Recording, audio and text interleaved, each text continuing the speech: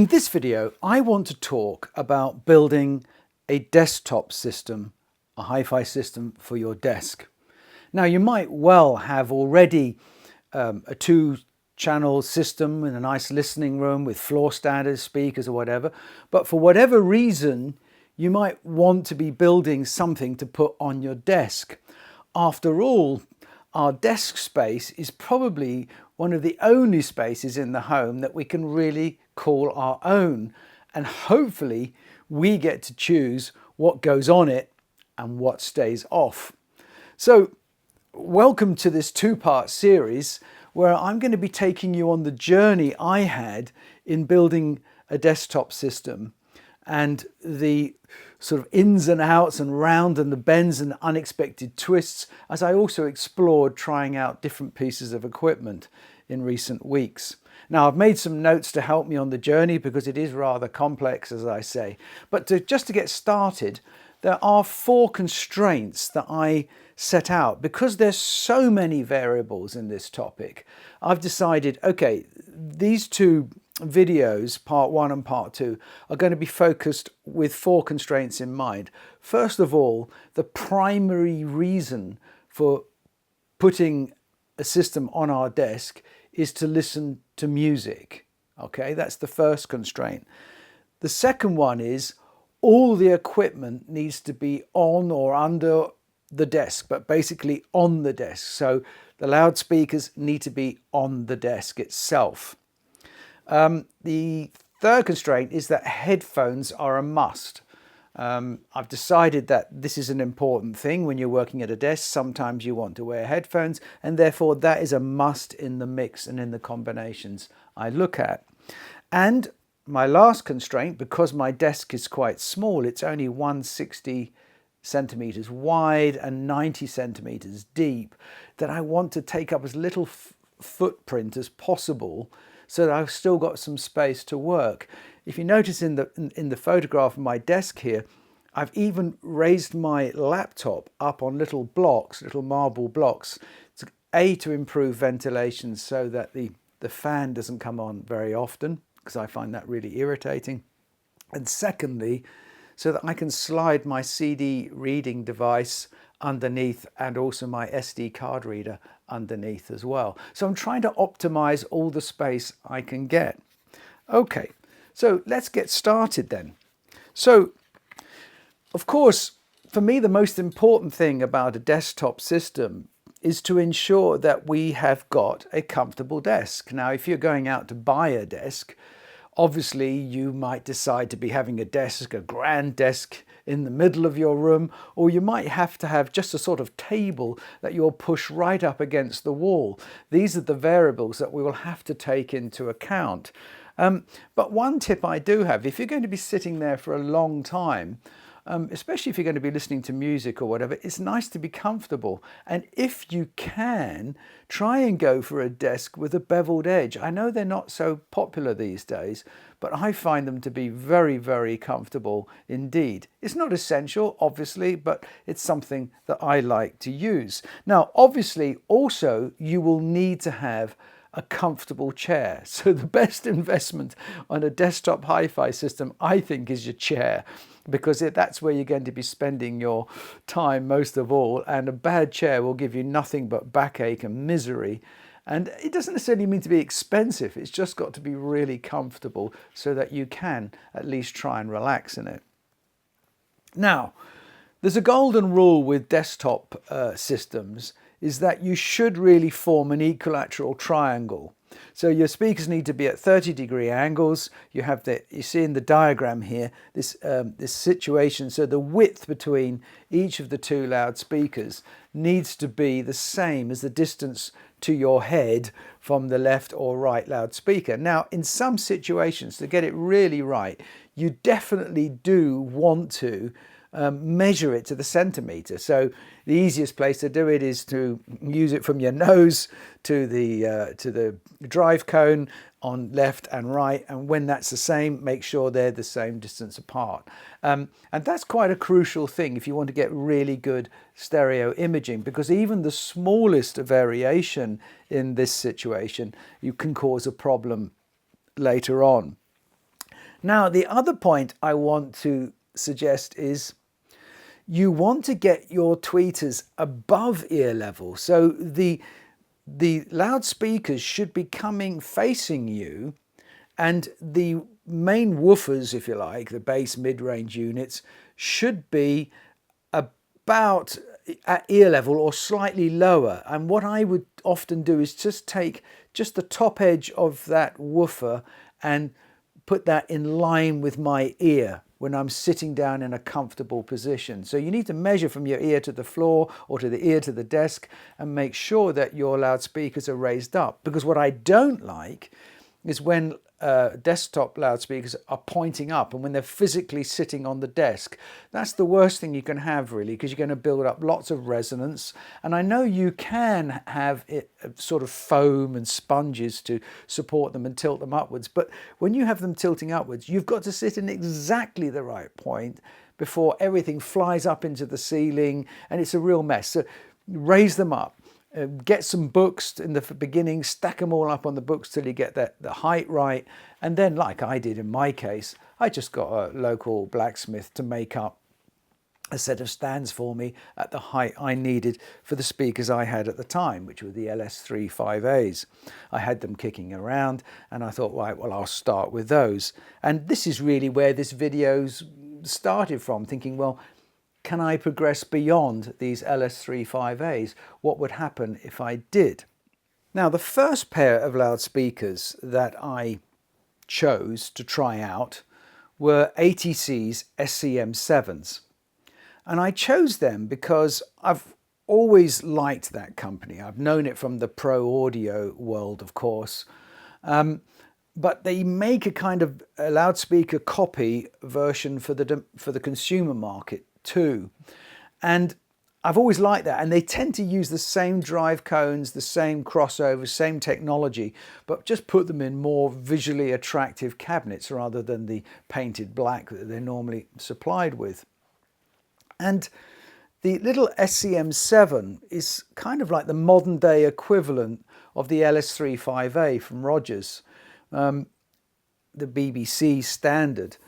And you can imagine that it's much more sophisticated in the sense, not that it's got many components, because unlike the LS3 5A, it hasn't got an extremely complex crossover, because the drive cones themselves have been very carefully designed by ATC and they're manufactured by ATC to give a very linear result with a minimum amount of step filtering. The result is you get a very clean sound. So when somebody hits a drum and a stick, you get all the harmonics coming off that drum. You tend to get that kind of detail with that kind of loudspeaker. Anyway, I put them on the stands and I tried them out. So the thing you should also know is that the SCM 7 has been around since basically around 2000, the Mark I came out. And the version that we have today has been around since 2013. And what you'll find in this talk is that this sense of development, this sense of continuity, I really like in a manufacturer, because you know you're dealing with a company that knows what they're doing, have made their mistakes long ago, and are constantly developing and moving forward. So the other thing you should know about the SCM 7 and why I chose it is because it's a sealed box. And this is very important in a desktop situation. I'm not saying that ported speakers won't work, and we'll try some out during the course of this video. But when you've got a sealed box, it's much easier to keep everything under control, whether your desk is against a wall or whether it's in the open air like mine is. You may get a little bit less bass, a little bit less excitement, but you'll probably get a bit more honesty and a bit more detail and truth with a sealed box. Now, also, like most small loudspeakers, they're not going to be very efficient, and the SCM 7s are only 84 decibels. But that isn't a big problem, because they're only going to be 3 feet away or a meter away, or even 96 centimeters when I'm sitting in the critical position at my desk. So they're very, very close. And so, 84 decibels at 1 watt is still pretty loud. And if you can go to 2 or 4 watts, you are extremely comfortable. So it's not going to need a massive amount of power, certainly RMS. It will need some peak power, obviously, when there's crescendos.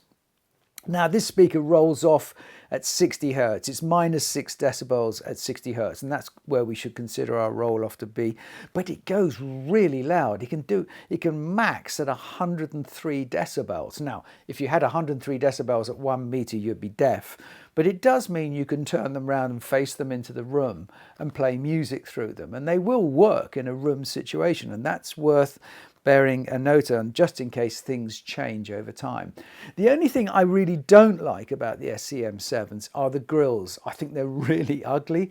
They're like fishnets tights. I mean, it's just not my thing. Now, obviously, they're very, very practical, and they do stop grandchildren putting their fingers in and pushing things or whatever, or drunken uncles at a party accidentally damaging them. So they do serve a purpose, but generally I would leave them off from my desk because I'm going to be looking at them all day, and I know they're going to be looking at me as well.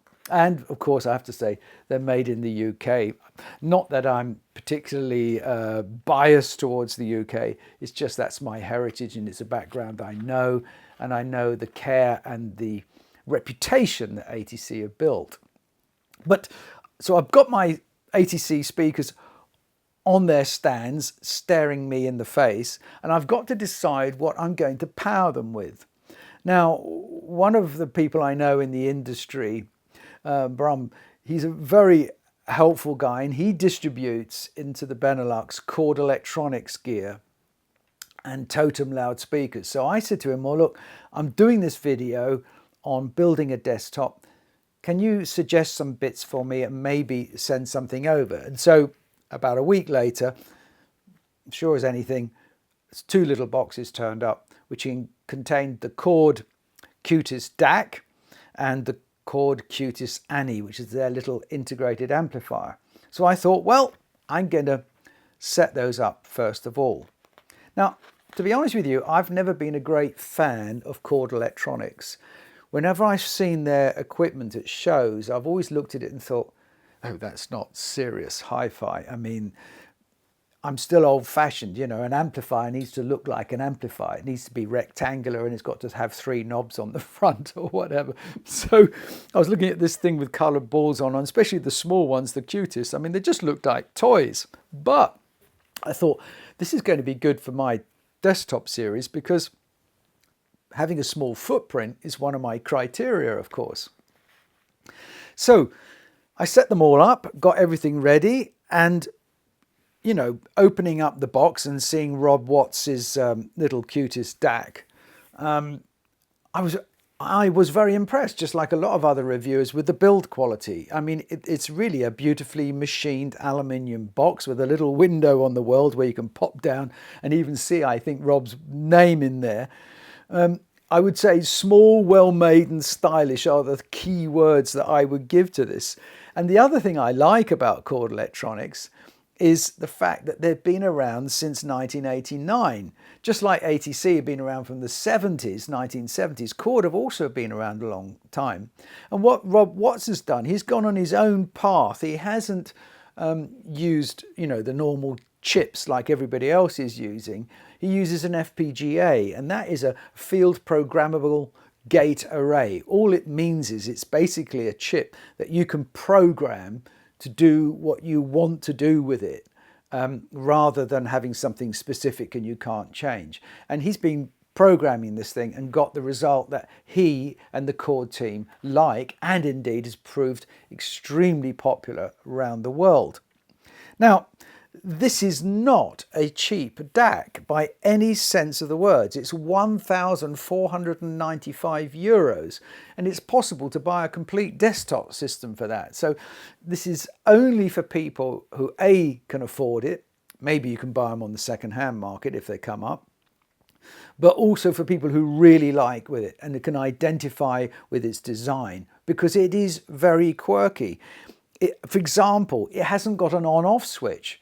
there's nowhere where you can turn it off.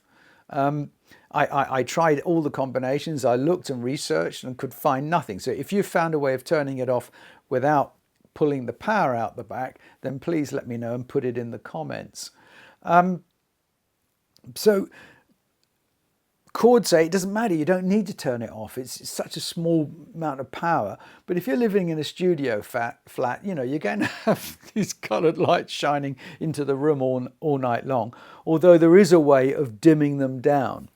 But you've also got not to be colourblind, because, you know, the colours between red and green, which is the most common colourblind you can have. I'm not colourblind, luckily, but everything depends on colours. The filters, the combinations you're going to have, the changes you'll make with it are all dependent on colour.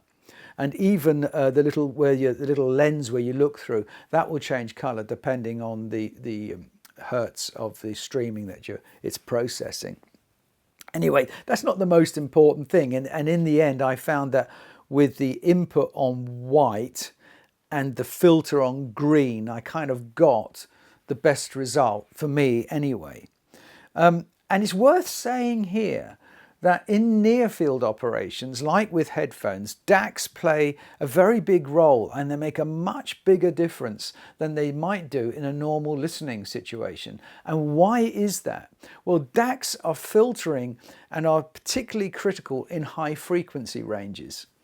And when you are sitting a meter away, 3 feet away, or even less or a little bit more, you know, 1.5 meters, you are getting all the high frequencies that are coming from those tweeters and from the loudspeakers.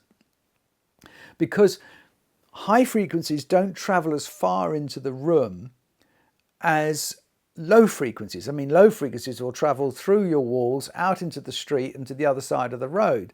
But the high frequencies get absorbed easily, but they also drop off easily.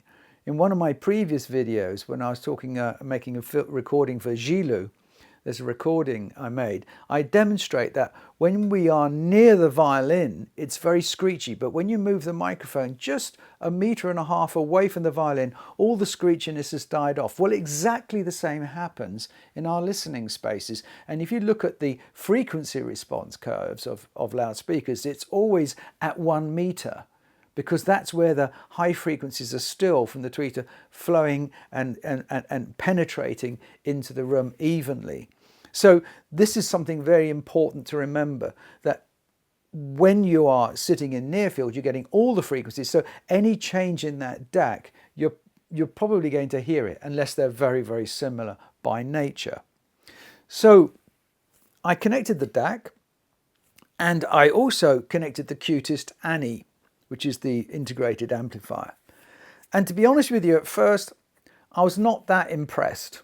Okay, I didn't know what to make of it. It was all a bit strange, and I spent a lot of time fiddling with the different color combinations on the ANI and on the DAC. But eventually I got into a kind of routine.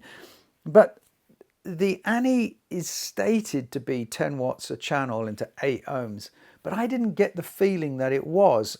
And with the ATCs, I was driving it quite hard, and quite soon the fan came on. Now, obviously, I didn't notice it when I was driving the speakers hard, but as soon as I'd paused what I was playing, I could hear that fan going, and I found that really annoying. I don't like the fan of my laptop.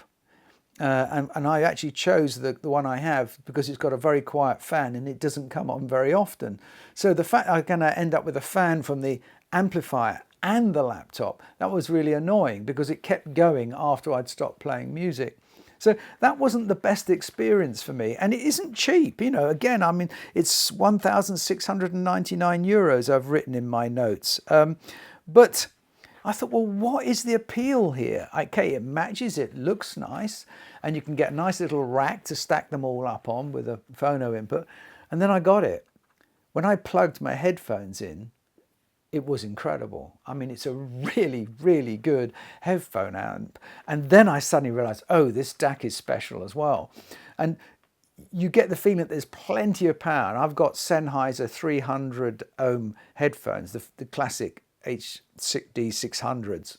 I've had them for years, and I use them for all my monitoring or my mastering, when I'm listening to mastering, that's what I'm listening to, open back, to try and get a natural sound. They don't exaggerate the trebles, they don't exaggerate the bass. In fact, there isn't a lot of bass on those headphones, but everything is easy, especially when you're listening to classical music and speech, to hear any nuance in it. And there I thought, oh, I've never heard them sound so good as through that little amplifier and with the Qutest DAC. So I thought, well, you know, this is about the ATCs at this stage. It isn't about the DAC or the amplifier. So what I did was something a bit crazy, really. Vincent Hopshut, the distributor for Pro-Ject, who near me, I gave him a call and said, gave him the same brief as I gave Bram. That I said, look, can you come up with something for this talk? And he came up with something called the Pro-Ject Maia S3. Now, the S3 Maia is a simple little integrated amp with a headphone socket, and he said that would do. And this is 23 watts into 8 ohms. It's Class D. And you think, well, 23 watts and 10 watts isn't a lot. It's only literally an extra 3 dB. But in fact, the Maia sounded great once I plugged it in and got it going, because it doesn't have a USB input. So you would, if you're going to use your USB in from your laptop, you'll have to get one of these little converters to make an optical, convert to optical. But what, you know, so what I actually did was, obviously, because it's got a DAC in it, believe it or not, I just used kept the Qutest DAC on the top, plugged it in, and it sounded brilliant. It had punch. And although it's a Class D amplifier, I would never have guessed. I thought at least it's an AB or a Class A. It's got a lovely warm sound to it. The ATCs, you know, could be driven by it. And so, you know, I thought, well, this is quite good, because actually it's 600 euros. And I plugged my headphones in, and okay, it wasn't as good as the Annie as a headphone amplifier, I have to say, but it was perfectly adequate, and there was enough punch to drive the 300 ohm headphones. So generally, that was quite good. I found out and did a bit of research that they do make a Maia DS3. It's very confusing. They're both digital. You've got an S3, which has got a digital input but no USB, and the DS3 has a USB input as well, but is also like 140 watts a channel or something in the same size box. Now, and that's like 1,200 euros. So it's getting quite expensive again, and it seems like a lot of money to pay just for an extra USB input. But I have also discovered that they make an S2 amp, pre-amp, which is a DAC and the volume control and a headphone, and they make an amplifier, an S3 amplifier, I believe, which is just an amp box. So you could use those two in combination to get the same, and you'd have the same amplifier as this Maia I'm trying out, and you get the same effect. But I'm going ahead of myself. So what can I say about the Qutest DAC here? Suddenly it became obvious why it's so popular. It just sounded lovely. You know, the old British sound people used to refer to it, very musical, nothing exaggerated. The trebles weren't harsh. It wasn't like a lot of the Asian designers who are going for detail, crispness. No, not at all. It was like Rob was trying to design a DAC that sounded analog, and if that was his intention, well, he damn well made it. So the little amplifier, the little Maia S3, worked extremely well with that combination, and it had a very simple little remote. Now, you might think, well, you can just lean over and twiddle the volume control, but a remote can be useful at times when you're sitting back and you want to tweak something or whatever. Or if you then move the amplifier somewhere else and you want to use a remote. And I have to say, the Annie didn't come with a remote. So there's another thing. So after the ATCs, which I think worked really well, I switched over, just because I could, to the ATC's SCM 12 Pros. Now these are big things. These are about the same size as the consumer SCM 11s. The same innards, the same drive cones, the same tweeters and everything. And these sounded great because actually my stands are a bit too high for them. So I had the woofers straight in my ears. And that little Maia amp drove it fine. It was really great.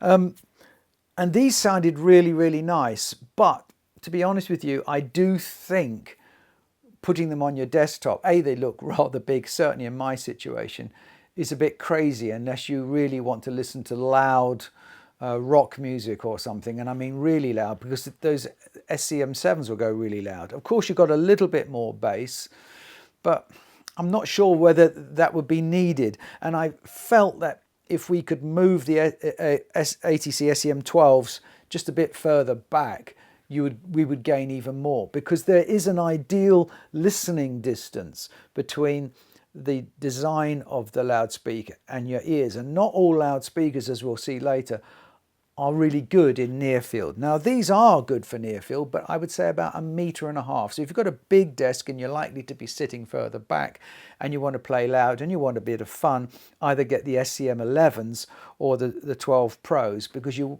get a lovely bass. And I definitely don't think you'll want a subwoofer, because I've never had a subwoofer work for hi-fi music in a desktop situation, because you end up putting the subwoofer under the desk and all the phasing issues. And I know you can adjust all these things, but I've never ever heard one sound natural and nice. And so therefore this is really focusing on not using a subwoofer. I will explore something extra, because in part 2 I'm going to be looking at the same problem from a very different angle, and we'll come back to this topic then.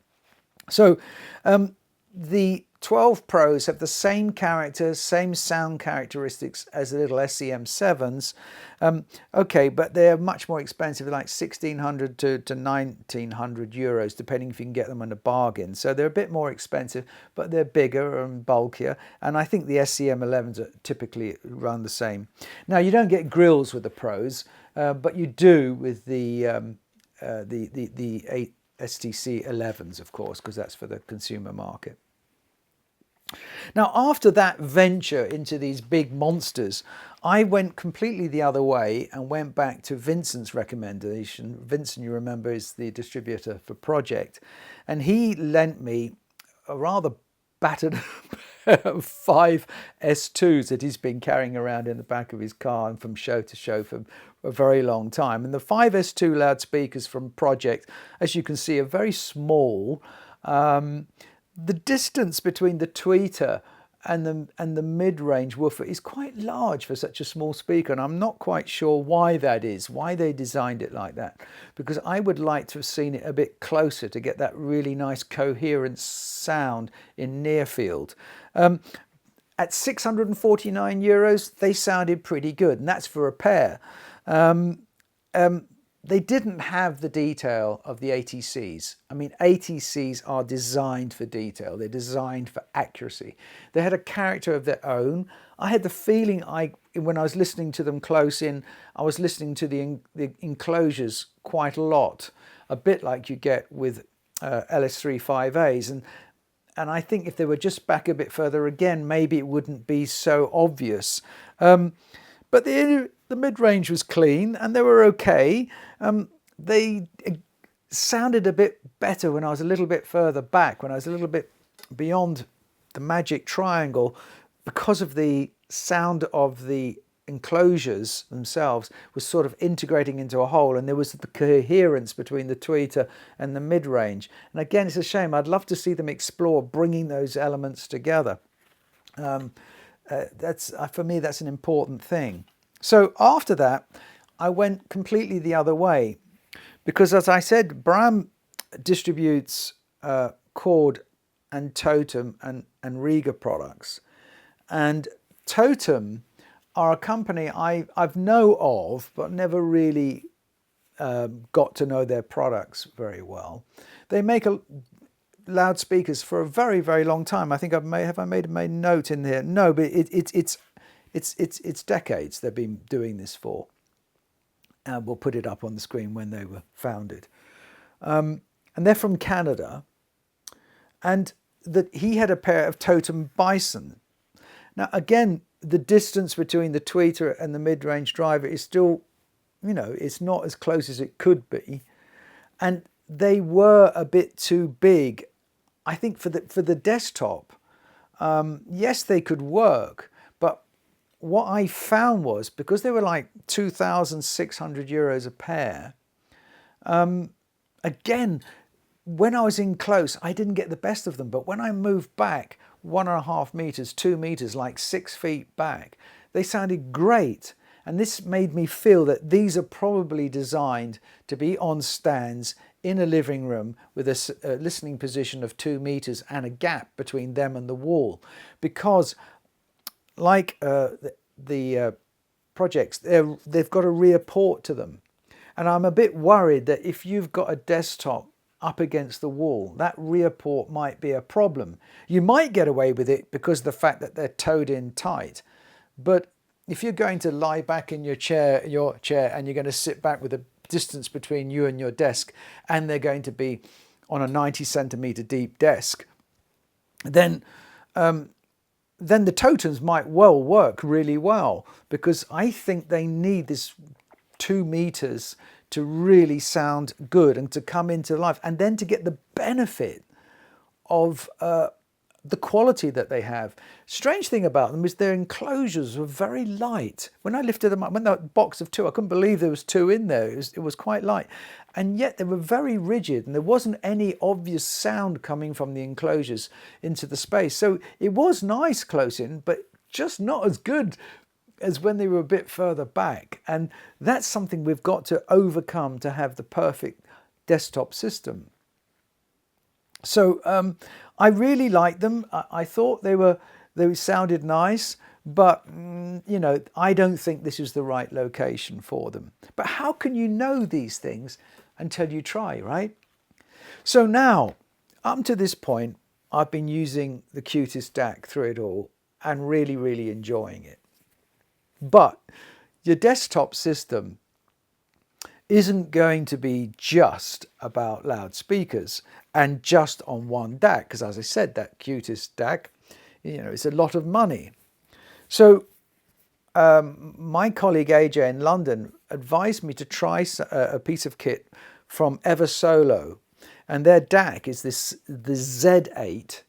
And I wanted to try that. So I stuck with the Maya for the time being, because I thought, well, this amplifier is working really, really well.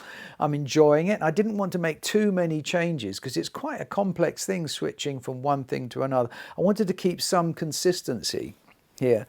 Now, when I opened the box, I got it on loan, but when I opened the box, it was a wow. An absolute wow from the first moment. I'm filming this video on a Sony FX30, and that's beautifully made. So is this Eversolo. The packaging was lovely, everything was nice, and you lift off this cover and you've got a little, very simple remote control. I mean, it's plastic, but it feels nice in the hand. Nothing unpleasant about it. But when you take out the DAC, it's beautiful. It's made of aluminium. They say it's made of aircraft grade aluminium. I really don't know what that means. If anybody can tell me what that is and why it's different from other aluminium, please let me know, because I'm curious. Anyway, it's aircraft grade, so we can make an aircraft out of it later on when it's recycled. But just the quality, oozed quality, the little badge, the screen, the machining, everything. And it looked lovely on the desk. It was so small and just, you know, yes, I can see why AJ liked it, because he's a stylish guy. He really likes style. And I could see this sitting on his desk. It's very small footprint. Very versatile. I mean, there's so many options, so many inputs, so many outputs, that it was really a joy. And this little rotary knob on the front absolutely so simple. You know, the way that you use it, you know, you just push in the button and you turn it, and then you can change the volume by turning it around, and if you hold it in, you can change the input. So it's really a nicely made, nicely designed for human use. You don't have to scroll all the time through hundreds of menus, and it's quiet, really quiet. There's no fan, of course, but when you are playing music through it, the darks, the blacks, as some people like to call it, the black notes, the sound, the silence, it's really there. It's brighter than the Qutest DAC from Chord, but it's not harsh, and it's delightful. So the question is, how good is its headphone amp? So I plugged in the headphones, and I got plenty of volume, and it has got a high gain option. I must admit, it sounded lovely. Was the headphone amp, with the amount of time I spent with it, worse than the Annie? I can't honestly say that it was, but my gut feeling is it probably, you know, there's probably not a lot in it, and maybe the Annie is a touch better. But because there's so many options with the Eversolo that, yeah, my gut is this thing is really great. And it's got an on-off button. You can switch it on and off. I mean, you can push a button and it will go off. And I like that. I just don't understand. I mean, I'm not sure why Chord don't make a little remote control for their DAC, which could then work the Annie as well, where you could switch them off just by pressing a button or remote, then everything goes off. Because, you know, you're going out of the house, off everything goes. So I really, really like this. And the amazing thing is, it was priced at €699, and you can get it through retailers. So I don't know what's going on there, but this was a fabulous combination. The Maia, the Eversolo, and the ATCs, well, the little SCM 7s, that was the best so far, to be honest.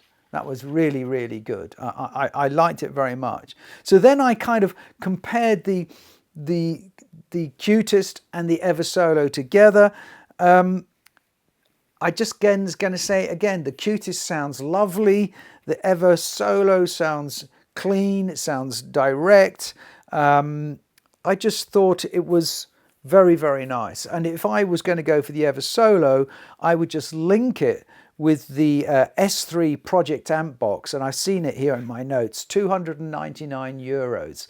Well, you get €299, you've got your 23 watt per channel amp, desktop amp, clean, put the Eversolo on, put it on top of the Eversolo, you've got a fantastic, fantastic combination.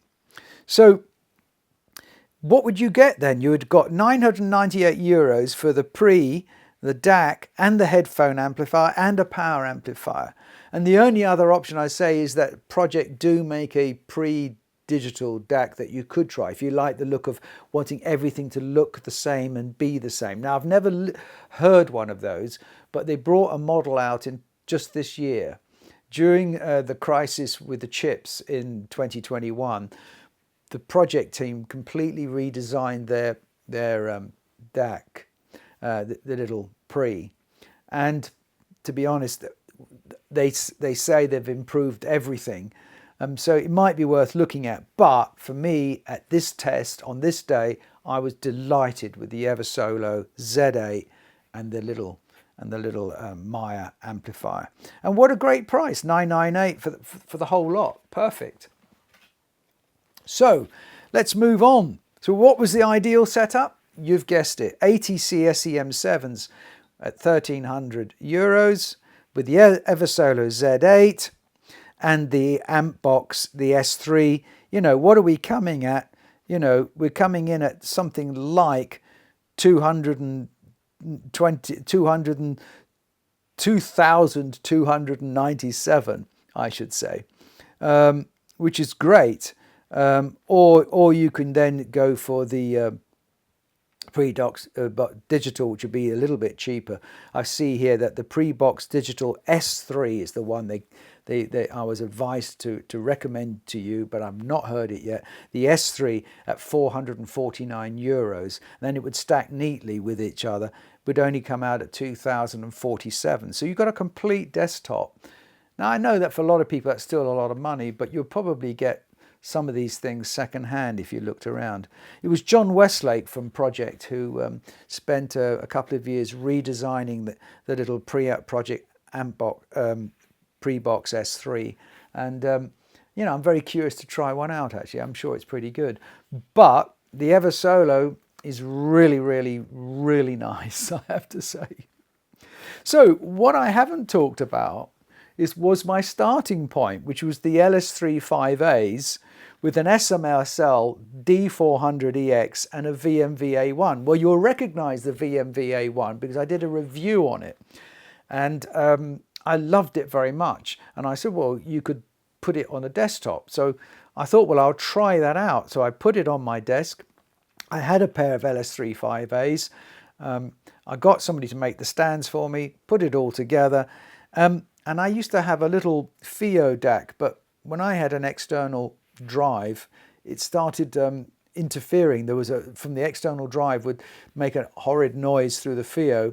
And I know that the new later version FIO, it's a tiny little device, has extra filtering in it, and it was probably to stop that. So what I did have was I bought from SMSL, I bought a D400EX. Again, AJ said this is a really good DAC and I should try it. But I was going to do a review on it, but I never got round to it. So I thought, well, now is as good a time as ever. And I'm going to talk about it again in part 2. So the bass is really good with LS3 5As because they artificially boost through this sophisticated crossover. The bass at around 150 hertz to give it the kind of nice warm British radio sound. I keep saying British because it was often described that way. They sound nice, the mid-range is lovely. I have to say that the T27 tweeter in near field is not as refined as the ATCs in near field. And therefore, I personally, for near field, prefer the ATC SCM 7s over the LS3 5As, even though these ones are the old 15 ohms. And when Andy from Rogers came over and we were comparing them with other more modern versions, these ones shone through by a small margin, should we say. So that was my starting point, and it sounded good, but it didn't sound as good as the ATCs, as I say, with the Eversolo and the Maia. So this takes us to the end of this long journey. I hope you're still with me, and I hope you can still follow it. And in part 2, I'm going to be looking at building a desktop system, but from a completely different angle. And I'm going to challenge myself. And some of the items from part 1 will survive and maybe get carried over into part 2, and others will disappear quietly into the abyss of time. So which system will I choose finally for my desktop? Which is the one I'm going to keep? That I'll be sharing with you in 2 weeks' time in part 2. So if you have been, thank you for watching, and I'll see you in the next video. Enjoy the music.